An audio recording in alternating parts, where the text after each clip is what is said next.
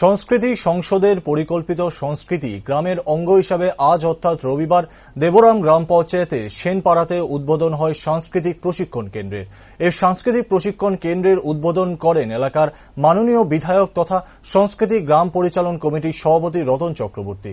বক্তব্য রাখতে গিয়ে বিধায়ক রতন চক্রবর্তী জানান, একার দ্বারা কোনো কিছুই পরিচালন করা সম্ভব নয়, সে হোক কোনো কার্যকলাপ বা কোনো প্রশিক্ষণ কেন্দ্র।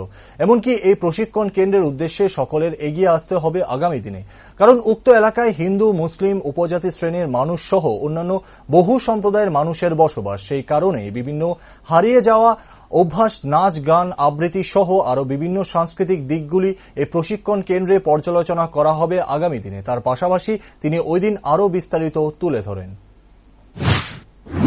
সবার নিতে হবে এবং এটার প্রতি যাতে আকর্ষণ দিন দিন বাড়ে এবং এই চর্চাগুলো হবে।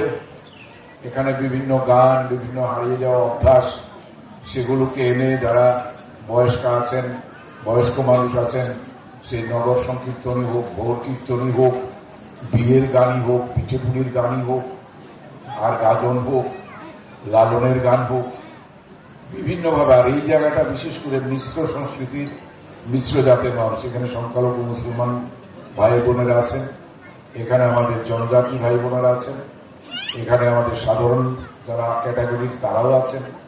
সব মিলেমিশে একটা শান্তির পরিবেশ আমরা এখনো ধরে রাখতে পেরেছি, কিন্তু আমরা আরো গভীরে যেতে চাই, আরো গভীরে গিয়ে এটাকে নাড়া দিতে চাই এবং এটা যদি ধীরে ধীরে ছড়িয়ে পড়ে সেই দিকে লক্ষ্য রাখতে হবে, সেটা যাতে মানুষকে অনুপ্রাণিত করতে পারে।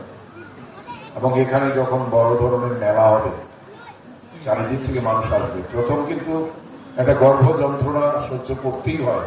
যে কোনো সৃষ্টির আগের যে যন্ত্রণা, যে কষ্ট, যে লড়াই, এই লড়াই ঝান্ডা নিয়ে রাস্তায় মিছিল করে না, জীবন যুদ্ধ সত্যিকারের, এটা কি বলে।